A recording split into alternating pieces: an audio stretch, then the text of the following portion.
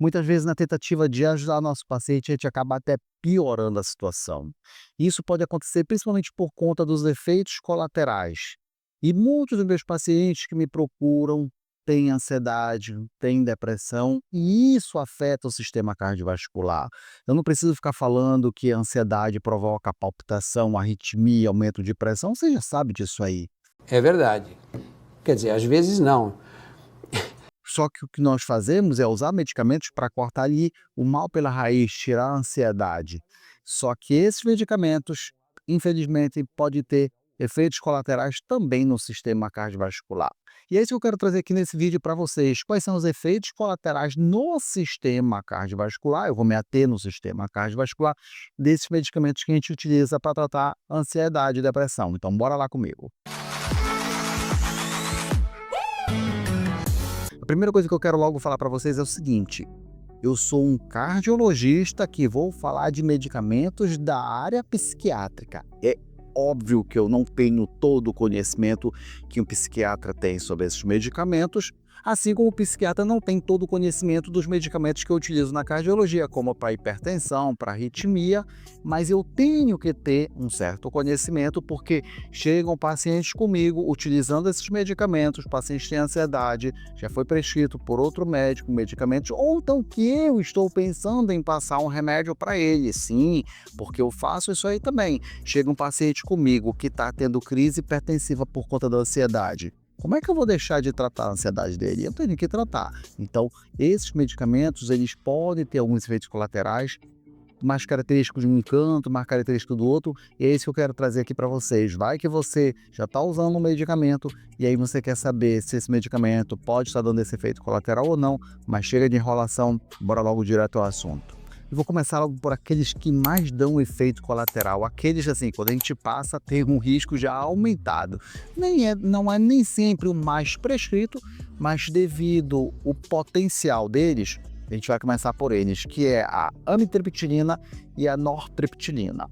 Qual é o principal efeito colateral? Qual é aquilo que o cardiologista tem que ficar de olho quando ele vê esses medicamentos? Como é que é? Aumento do intervalo QT. Você não entendeu nada do que eu falei, mas espera aí que eu vou mostrar para vocês aí na tela um traçado no eletrocardiograma. O que você está vendo agora é justamente o intervalo QT. É essa distância ali no eletrocardiograma que começa esse tracinho maior até o final dessa bola grande. Isso aí chama intervalo QT. Então, o aumento desse intervalo QT pode provocar uma arritmia que é potencialmente letal, que a gente chama de torsade de Points. Ou torção das pontas, como se colocar aí no português, que é o tipo de arritmia que pode levar à parada cardíaca. Então, todos nós temos um intervalo QT normal. À medida que a gente vai aumentando a dose desse medicamento, vai aumentando o intervalo QT, e esse intervalo QT aumentado pode levar a esse tipo de arritmia que pode matar. Veja, pelo amor de Deus, não vai entender. Ai, tomou amitriptilina, vai ter intervalo QT. Não é isso. O que eu estou querendo falar para vocês é, doses pequenas, vamos lá, pegar 25 miligramas, eu nunca vi o aumento do intervalo QT com dosagem de 25 miligramas. Antes de a gente começar a colocar doses maiores, como 75 miligramas, aí não, é obrigatório fazer um controle. O que é que a gente faz? A gente faz o eletroseriado, o paciente toma um remédio, depois a gente vai fazer o eletro para ver como é que está o intervalo QT. Se você percebeu que o intervalo QT aumentou muito, passou ali o limite, nós temos que diminuir essa dose do medicamento. Mas não para por aí não, tem outros efeitos colaterais, como por exemplo, pode provocar taquicardia, pode provocar hipotensão, sim, você pode ter queda de pressão por conta desses medicamentos, alteração da condução, um bloqueio que era simples, pode ficar um bloqueio de primeiro grau, pode se tornar um bloqueio de segundo grau, além de ele ser cardiotóxico em altas dosagens, tá? Mas assim, sinceramente, eu nunca vi isso aí acontecer, fique tranquilo, na grande maioria das vezes as pessoas vão usar 25 miligramas de amitriptilina e tá tudo bem, eu nunca vi nenhum problema com isso aí. Inclusive a minha mãe toma amitriptilina, no caso, para enxaqueca, ela assim, é um medicamento que a gente pode usar para enxaqueca, já tomou há anos e nunca teve nenhum problema. O próximo grupo é os inibidores seletivos da recaptação da serotonina, que você também não entendeu nada, mas o nome deles é o citalopram e o escitalopram. Qual o problema deles?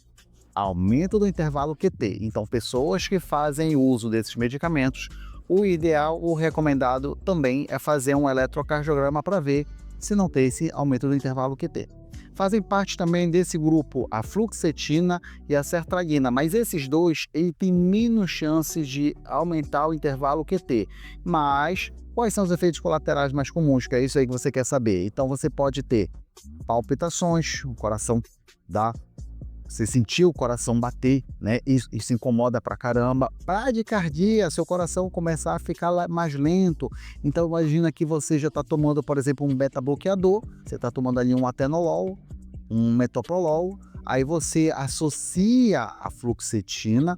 Por quê? Porque o beta-bloqueador ele é bom para arritmia. Você está com arritmia e ansiedade. Aí você toma um beta-bloqueador, seu coração vai desacelerar, aí você toma uma fluoxetina, desacelera mais ainda, pronto, aí você começa a ter hipotensão, aí você começa a ter sensação de desmaio por aí. Ele não vai não! E mais um nome estrambólico aí para vocês. Agora vamos falar do grupo dos inibidores da recaptação da serotonina e norepinefrina. Você não entendeu nada, mas fazem parte aí desse grupo a venlafaxina e a duloxetina. A venlafaxina, qual o principal efeito colateral no sistema cardiovascular? Aumento da pressão arterial. E é por isso que eu estou fazendo esse vídeo. Espera aí que eu vou até contar uma história aqui para vocês. Senta, que lá vem história. O paciente chega aqui comigo reclamando de pressão alta e ansiedade. Qual a primeira coisa que a gente pensa? A ansiedade está provocando aumento da pressão. Mas teve uma coisa estranha nessa história desse paciente. Esse paciente ele foi no psiquiatra por conta da ansiedade e não tinha nenhuma queixa de pressão. Aí começou a fazer o tratamento com venlafaxina e aí começou a perceber que a pressão começou a ficar alta. Aí o que a gente pensa como cardiologista? Não, vai ver que ele não percebeu, né? Vai ver que a pressão dele já estava alta e não olhava. Isso é uma coisa que é muito comum, mas o paciente negava forte, dizia, não, doutor, eu tinha certeza que minha pressão sempre foi normal, eu acho que é desse remédio, e eu sinceramente não sabia disso. Eu digo, não, peraí, que vamos já abrir aqui a bula, e eu fui lá abrir a bula, realmente, aumento da pressão arterial. Olha só que interessante, um paciente que ficou, e ele ficou bem com o controle, né, da ansiedade dele, com o uso do medicamento, mas aumentou a pressão. E isso aí que me chamou a atenção, que eu fui justamente investigar, porque o paciente falou, olha, eu estou melhor da minha ansiedade, mas a minha pressão agora subiu. E agora, o que fazer? Aí, bem, nós temos duas saídas. A saída número 1 é eu passar remédio para pressão, né? Aí vamos só consertar o efeito colateral. A saída número 2, você volta com seu psiquiatra e diz, olha, realmente aumentou minha pressão. E, gente, eu confirmei na mapa, tá? Na mapa estava lá mostrando que a pressão dele estava alta. Por isso que eu estou trazendo esse vídeo aqui para vocês. Eu achei esse caso muito interessante. Eu digo, poxa, é interessante levar esses dados sobre os efeitos colaterais do sistema cardiovascular desses medicamentos psicotrópicos para meus pacientes, para as pessoas que assistem aqui meu vídeo. Porque esse aí nem eu sabia. Você não sabe nem eu. Também faz parte desse grupo a duloxetina. Mas a duloxetina, eu fui estudar, ela já é um pouco diferente. Enquanto que a venlafaxina aumenta mais a pressão e aumenta só um pouco a frequência cardíaca, a duloxetina é o inverso. Ela aumenta muito a frequência cardíaca e aumenta um pouco a pressão. Mas é interessante, você está tomando esse medicamento, começa a monitorar, começa a verificar aí como é que está a sua pressão, sua frequência cardíaca.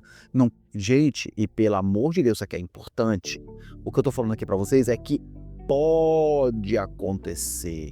É que as pessoas leem a bula e acham que tudo que está escrito na bula vai acontecer com ela. Não, gente, aquilo ali eventualmente pode acontecer. Alguns medicamentos têm um alto efeito colateral, chegando a 10% de chance de efeito colateral. Outros são raríssimos, 0,01%. Mas você tem que ficar alerta.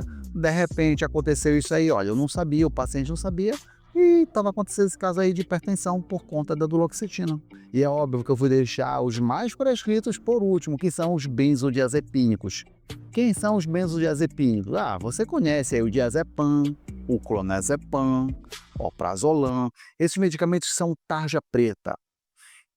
Entenda uma coisa, esses medicamentos em tarja preta, em doses pequenas, aquele 1 comprimido por dia, tranquilo. Nunca tive problema com paciente, nem o meu, e olha que eu prescrevo.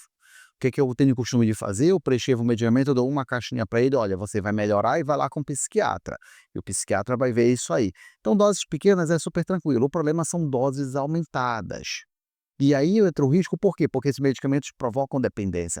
Não é à toa que eles ganham tarja preta. Tarja preta não significa que você tem alto risco de vida. Não, tarja preta significa, olha, cuidado que esse medicamento provoca dependência. Aí a pessoa começa a tomar um comprimido uma vez por semana, depois começa a tomar um dia sim, dia não. Agora já não consigo dormir sem um remédio. Aí vai começando a aumentar a dose e esse aumento da dose que é o problema, porque em altas doses eles podem provocar queda da sua pressão, que seria a hipotensão, pode provocar bradicardia. Então, imagina só, você já está com seu coração com uma pressão baixa, ainda baixa a sua frequência cardíaca, chance alta aí de desmaiar, de começar a ter tontura. E, em casos mais severos, overdose mesmo de medicamentos, pode dar até depressão respiratória. Agora, qual a mensagem mais importante? Esses medicamentos podem e devem ser usados quando realmente necessário, mas você tem que ficar ciente que eles podem ter efeito colateral. Não quer dizer que você vai ter efeito colateral. As pessoas ficam com medo de usar o remédio e esquecem que a doença de base também dá efeito colateral. Uma pessoa com ansiedade vai ter aumento da pressão, vai ter aumento da frequência cardíaca, pode desencadear, piorar a arritmia que ela já tem, ela pode ter um pico hipertensivo e ganhar um AVC por conta disso. Então, a doença tem risco e o remédio também tem risco, mas você tem que ficar sabendo, você tem que ficar ciente de qual é esse risco dos efeitos colaterais do medicamento. De repente está acontecendo com você, vale a pena você chegar lá com seu médico, conversar, olha, doutor, bora trocar esse medicamento, não é para você parar de tomar e vou parar de tomar. Não, isso é perigoso, é que nem um paciente que é hipertenso e tá com a pressão dele controlada, mas começou a inchar o pé. Ele para de tomar o remédio, a pressão dele vai subir e vai ganhar um AVC. Não é isso? Então você volta com o seu médico, conversa com o seu médico e ele vai ver qual que seria uma outra estratégia para você. E aí, gente, não tem jeito, na medicina é tentativa e erro mesmo, é no chutômetro. Claro que tem um pouco de ciência, a gente sabe qual que seria o melhor, mas não tem como a gente ter certeza e cravar, olha, esse remédio não vai ter efeito colateral, vai ser método tentativa e erro mesmo. E se você achou que esse vídeo lhe ajudou de alguma forma, dê um like. Não lhe ajudou, mas você gostou do jeito que eu passei? Então dá um like também, não se esqueça de inscrever o canal para continuar recebendo vídeos que nem esses, de cunho científico, de um fácil entendimento e, claro, com uma pitadinha de humor. Um forte abraço, Deus abençoe todos vocês, nos veremos no próximo vídeo.